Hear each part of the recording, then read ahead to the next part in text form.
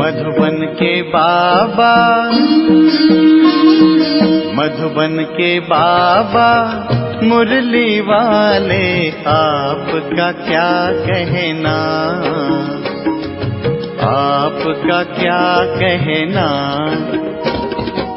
ओम शांति। आज 18 जनवरी 2025 के अव्यक्त बाप दादा के महावाक्य सुनेंगे।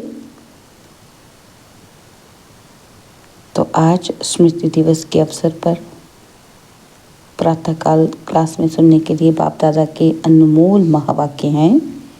ओम शांति। रूहानी बाप, अभी तुम बच्चों से रूह रिहान कर रहे हैं, शिक्षा दे रहे हैं। टीचर का काम है शिक्षा देना और गुरु का काम है मंजिल बताना। मंजिल है मुक्ति, जीवन मुक्ति की। मुक्ति के लिए याद की यात्रा बहुत ज़रूरी है और जीवन मुक्ति के लिए रचना के आदि मध्य अंत को जानना ज़रूरी है। अब 84 का चक्र पूरा होता है, अब वापस घर जाना है। अपने साथ ऐसी ऐसी बातें करने से बड़ी खुशी आएगी और दूसरों को भी खुशी में लाएंगे। दूसरों पर भी मेहर करनी है, रास्ता बताने की, तमो प्रधान से सतो प्रधान बनाने की। बाबा ने तुम बच्चों को पुण्य और पाप की गहन गति भी समझाई है। पुण्य क्या है और पाप क्या है। सबसे बड़ा पुण्य है बाप को याद करना और दूसरों को भी याद दिलाना। सेंटर खोलना, तन मन धन दूसरों की सेवा में लगाना, यह है पुण्य। संग दोष में आकर व्यर्थ चिंतन पर चिंतन में अपना समय बर्बाद करना, यह है पाप। अगर कोई पुण्य करते करते पाप कर लेते हैं तो की कमाई सारी खत्म हो जाती है। जो कुछ भी पुण्य किया वह सब खत्म हो जाता है और फिर जमा के बदले ना हो जाती है। पाप कर्म की सज़ा भी ज्ञानी तो आत्मा बच्चों के लिए 100 गुना है, क्योंकि सतगुरु के निंदक बन जाते हैं। इसलिए बाप शिक्षा देते हैं, मीठे बच्चे कभी भी पाप कर्म नहीं करना, विकारों की चोट खाने से बच कर रहना। बाप का बच्चों पर लव है तो तरस भी पड़ता है। बाप अनुभव सुनाते हैं कि जब एकांत में बैठते हैं तो पहले अनन्य बच्चे याद आते हैं। भल विलायत में है अथवा कहीं भी हैं, कोई अच्छा सर्विसेबल बच्चा शरीर छोड़ जाता है तो उनकी आत्मा को भी याद कर सर्च लाइट देते हैं। यह तुम बच्चे जानते हो, यहाँ 2 बत्तियाँ हैं, दोनों लाइट इकट्ठी हैं।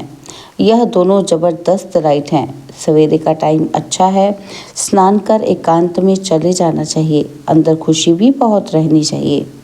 बेहद का बाप बैठ बच्चों को समझाते हैं, मीठे बच्चे अपने को आत्मा समझ मुझ बाप को और अपने घर को याद करो। बच्चे इस याद की यात्रा को कभी भूलना नहीं। याद से ही तुम पावन बनेंगे और पावन बनने बगैर तुम वापस घर जा ही नहीं सकते। मुख्य है ही ज्ञान और योग। बाप के पास यही बहुत बड़ा खजाना है जो बच्चों को देते हैं। इसमें योग की बहुत बड़ी सब्जेक्ट है।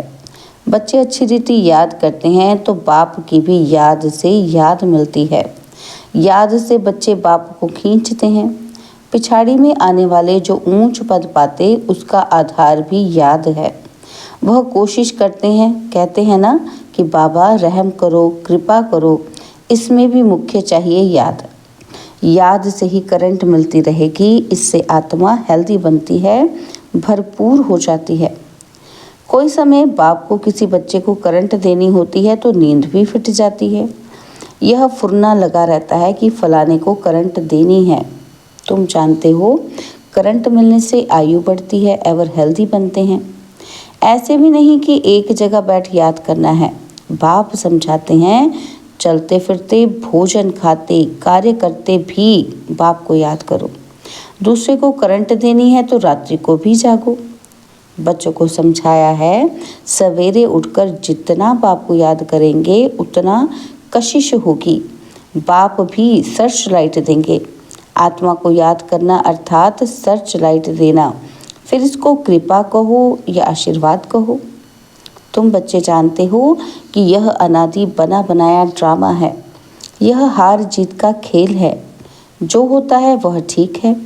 क्रिएटर को ड्रामा ज़रूर पसंद होगा ना, तो क्रिएटर के बच्चों को भी पसंद होगा। इस ड्रामा में बाप एक ही बार बच्चों के पास बच्चों के दिल व जान, सिक व प्रेम से सेवा करने आते हैं। बाप को तो सब बच्चे प्यारे हैं। तुम जानते हो, सत्युग में भी सब एक दो को बहुत प्यार करते हैं। जानवरों में भी प्यार रहता है। ऐसे कोई जानवर नहीं होते जो प्यार से ना रहें। तो तुम बच्चों को यहाँ मास्टर प्यार का सागर बनना है। यहाँ बनेंगे तो वह संस्कार अविनाशी बन जाएंगे। बाप कहते हैं, कल्प पहले मिसल हूबहू फिर से प्यारा बनाने आया हूँ। कभी किसी बच्चे का गुस्से का आवाज़ सुनते हैं तो बाबा शिक्षा देते हैं, बच्चे गुस्सा करना ठीक नहीं है। इससे तुम भी दुखी होंगे, दूसरों को भी दुखी करेंगे। बाप सदा काल का सुख देने वाला है, तो बच्चों को भी बाप समान बनना है। एक दो को कभी दुख नहीं देना है। बहुत बहुत लवली बनना है। लवली बाप को बहुत लव से याद करेंगे तो अपना भी कल्याण और दूसरों का भी कल्याण करेंगे। अभी विश्व का मालिक तुम्हारे पास मेहमान बनकर आया है। तुम बच्चों के सहयोग से ही विश्व का कल्याण होना है। जैसे तुम रूहानी बच्चों को बाप अति प्यारा लगता, वैसे बाप को भी तुम रूहानी बच्चे बहुत प्यारे लगते हो, क्योंकि तुम ही श्रीमत पर सारे विश्व का कल्याण करने वाले हो। अभी तुम यहाँ ईश्वरीय परिवार में बैठे हो। बाप सम्मुख बैठा है। तुम ही से खाऊं, तुम ही से बैठूं। तुम जानते हो कि शिव बाबा इसमें आकर कहते हैं, मीठे बच्चे, देह सहित देह के सभी संबंधों को भूल मामेकम याद करो।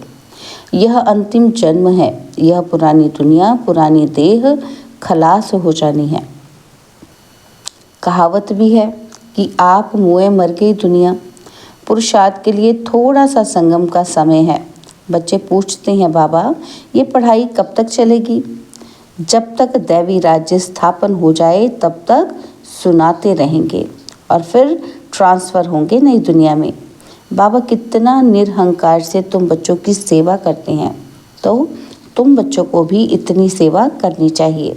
श्रीमत पर चलना चाहिए। कहीं अपनी मत दिखाई तो तकदीर को लकीर लग जाएगी। तुम ब्राह्मण ईश्वरीय संतान हो, ब्रह्मा की औलाद भाई बहन हो, ईश्वरीय पौत्रे पौत्रियां हो, उनसे वर्षा ले रहे हो। जितना पुरुषार्थ करेंगे उतना पद पाएंगे। इसमें साक्षी रहने का भी बहुत अभ्यास चाहिए। बाप का पहला फरमान है, अशरीरी भव, देही अभिमानी भव। अपने को आत्मा समझ मुझ बाप को याद करो, तब ही जो खाद पड़ी है वो निकल जाएगी, सच्चा सोना बन जाएंगे। तुम बच्चे अधिकार से कह सकते हो, बाबा ओ मीठे बाबा, आपने मुझे अपना बना के सब कुछ वर्षे में दे दिया है। इस वर्षे को कोई छीन नहीं सकता है। इतना तुम बच्चों को नशा रहना चाहिए। तुम ही सभी को मुक्ति, जीवन मुक्ति का रास्ता बताने वाले लाइट हाउस हो। उठते बैठते चलते फिरते तुम लाइट हाउस होकर रहो। बाप कहते हैं, बच्चे अब टाइम बहुत थोड़ा है, गाया भी जाता है। एक घड़ी आधी घड़ी, जितना हो सके एक बाप को याद करने लग जाओ और फिर चार्ट को बढ़ाते रहो। अच्छा, मीठे मीठे सिकिलते लकी और लवली ज्ञान सितारों को माता पिता बाप दादा का दिल व जान, सिक व प्रेम से याद, प्यार और गुड मॉर्निंग। रूहानी बाप की रूहानी बच्चों को नमस्ते। हम रूहानी बच्चों की रूहानी बाप दादाजी को दिल व जान, सिक व प्रेम से नमस्ते। ओम शांति। प्यारे बाबा, मीठे बाबा, मेरे बाबा, शुक्रिया बाबा, शुक्रिया बाबा, शुक्रिया। अव्यक्त महावाक्य, निरंतर योगी बनो। तो बाबा आगे समझाते हैं कि जैसे एक सेकंड में स्विच ऑन और ऑफ किया जाता है, ऐसे ही एक सेकंड में शरीर का आधार लिया और फिर एक सेकंड में शरीर से परे अशरीरी स्थिति में स्थित हो जाओ। अभी अभी शरीर में आए, फिर अभी अभी अशरीरी बन गए। यह प्रैक्टिस करनी है। इसी को ही कर्मातीत अवस्था कहा जाता है। जैसे कोई वस्त्र धारण करना व ना करना अपने हाथ में रहता है। आवश्यकता हुई धारण किया, आवश्यकता ना हुई तो उतार दिया। ऐसा ही अनुभव इस शरीर रूपी वस्त्र को धारण करने और उतारने में हो। कर्म करते भी ऐसा अनुभव होना चाहिए जैसे कोई वस्त्र धारण कर कार्य कर रहे हैं। कार्य पूरा हुआ और वस्त्र से न्यारे हुए। शरीर और आत्मा दोनों का न्यारापन चलते फिरते भी अनुभव हो। जैसे कोई प्रैक्टिस हो जाती है ना, लेकिन ये प्रैक्टिस किन्हें हो सकती है? जो शरीर के साथ व शरीर के संबंध में जो भी बातें हैं, शरीर की दुनिया, संबंध व अनेक जो भी वस्तुएं हैं, उनसे बिल्कुल डिटैच होंगे। ज़रा भी लगाव नहीं होगा, तब न्यारा हो सकेंगे। अगर सूक्ष्म संकल्प में भी हल्कापन नहीं है तो डिटैच नहीं हो सकते, तो न्यारेपन का अनुभव ही नहीं कर सकेंगे। तो हर एक को अब ये प्रैक्टिस करनी है, बिल्कुल ही न्यारेपन का अनुभव हो। इस स्टेज पर रहने से अन्य आत्माओं को भी आप लोगों से न्यारेपन का अनुभव होगा। वह भी महसूस करेंगे। क्या महसूस करेंगे? कि जैसे योग में बैठने के समय कई अन्य आत्माओं को महसूस होता है ना, तो ये ड्रिल कराने वाले की न्यारी स्टेज में है। ऐसे चलते फिरते फरिश्ते बन के साक्षात्कार होंगे। यहाँ बैठे हुए भी अनेक आत्माओं को, जो भी आपके सत्युगी फैमिली में समीप आने वाले होंगे, उनको आप लोगों के फरिश्ते रूप और भविष्य राज्य पद के दोनों इकट्ठे साक्षात्कार होंगे। जैसे शुरू में ब्रह्मा के संपूर्ण स्वरूप और श्री कृष्ण का दोनों साथ साथ साक्षात्कार करते थे, ऐसे अब उनको तुम्हारे डबल रूप का साक्षात्कार होगा। जैसे जैसे नंबरवार इस न्यारी स्टेज पर आते जाएंगे तो आप लोगों के भी ये डबल साक्षात्कार होंगे। अब ये पूरी प्रैक्टिस हो जाए तो यहाँ वहाँ से यही समाचार आने शुरू हो जाएंगे। जैसे शुरू में घर बैठे भी अनेक समीप आने वाली आत्माओं को साक्षात्कार हुए ना, तो वैसे अब भी साक्षात्कार होंगे। यहाँ बैठे भी बेहद में आप लोगों का सूक्ष्म स्वरूप सर्विस करेगा। अब यही सर्विस रही हुई है। साकार में सभी एग्जाम्पल तो देख लिया, सभी बातें नंबरवार ड्रामा अनुसार होनी है। जितना जितना स्वयं आकारी फरिश्ते स्वरूप में होंगे, उतना आपका फरिश्ता रूप सर्विस करेगा। आत्मा को सारे विश्व का चक्कर लगाने में कितना समय लगता है? कितना लगता है? तो बाबा कहते हैं, तो अभी आपके इस सूक्ष्म स्वरूप भी जब सर्विस करेंगे, लेकिन जो न्यारी स्थिति में होंगे वही कर सकेंगे। स्वयं फरिश्ते रूप में स्थित होंगे। शुरू में सभी साक्षात्कार हुए हैं। फरिश्ते रूप में संपूर्ण स्टेज और पुरुषार्थी स्टेज दोनों अलग अलग साक्षात्कार होता था।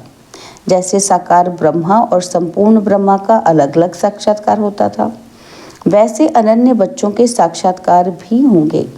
हंगामा जब होगा तो साकार शरीर द्वारा तो कुछ नहीं कर सकेंगे और प्रभाव भी इस सर्विस से पड़ेगा। जैसे शुरू में भी साक्षात्कार से ही प्रभाव हुआ ना, परोक्ष अपरोक्ष अनुभव ने प्रभाव डाला, वैसे अंत में भी यही सर्विस होनी है। अपने संपूर्ण स्वरूप का साक्षात्कार अपने आप को होता है। तो अभी शक्तियों को पुकारना शुरू हो गया है। अभी परमात्मा को कम पुकारते हैं, शक्तियों की पुकार तेज रफ्तार से चालू हो गई है। तो ऐसी प्रैक्टिस बीच बीच में करनी है।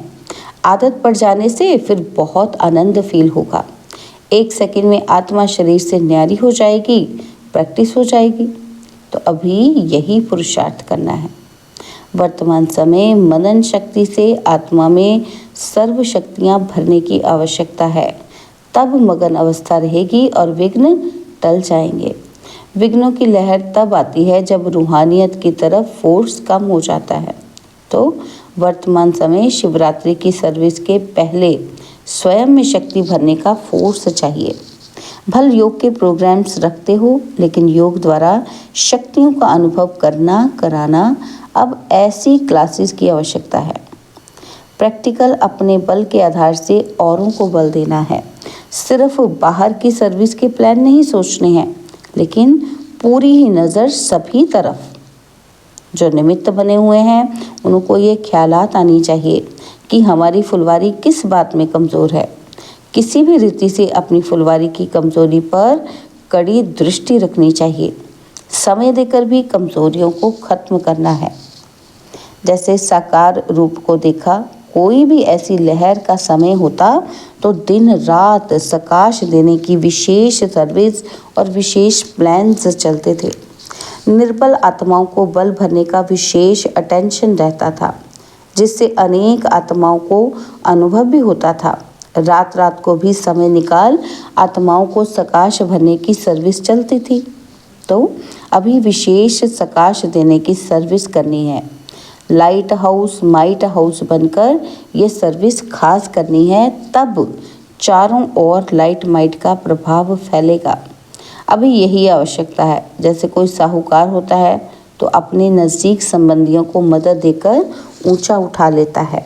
ऐसे वर्तमान समय जो भी कमज़ोर आत्माएं संपर्क और संबंध में हैं, उनको विशेष सकाश देनी है।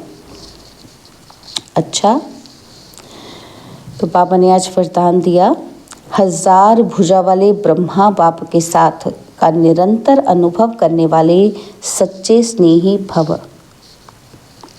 1000 भुजा वाले ब्रह्मा बाप के साथ का निरंतर अनुभव करने वाले सच्चे स्नेही भव। वर्तमान समय 1000 भुजा वाले ब्रह्मा बाप के रूप का पाठ चल रहा है। जैसे आत्मा के बिना भुजा कुछ नहीं कर सकती, वैसे बाप दादा के बिना भुजा रूपी बच्चे कुछ नहीं कर सकते। हर कार्य में पहले बाप का सहयोग है। जब तक स्थापना का पाठ है तब तक बाप दादा बच्चों के हर संकल्प और सेकंड में साथ साथ हैं। इसलिए कभी भी जुदाई का पर्दा डाल वियोगी नहीं बनो। प्रेम के सागर की लहरों में लहराओ, गुणगान करो, लेकिन घायल नहीं बनो। बाप के स्नेह का प्रत्यक्ष स्वरूप सेवा के स्नेही बनो। स्लोगन है, अशरीरी स्थिति का अनुभव व अभ्यास ही नंबर आगे आने का आधार है। अशरीरी स्थिति का अनुभव व अभ्यास ही नंबर आगे आने का आधार है। ओम शांति। तो आज के अंतर्मुखी अभ्यास में बाबा कहते हैं, अपनी शक्तिशाली मनसा द्वारा सकाश देने की सेवा करो। हर समय हर आत्मा के प्रति मनसा स्वतः शुभ भावना और शुभ कामना के शुद्ध वाइब्रेशन वाली स्वयं को और दूसरों को अनुभव हो। मन से हर समय सर्व आत्माओं प्रति दुआएं निकलती रहें। मनसा सदा इसी सेवा में बिजी रहे। जैसे वाचा की सेवा में बिजी रहने के अनुभवी हो गए हों। अगर सेवा नहीं मिलती तो अपने को खाली अनुभव करते हो। ऐसे हर समय वाणी के साथ साथ मनसा सेवा स्वतः होती रहे। ओम शांति।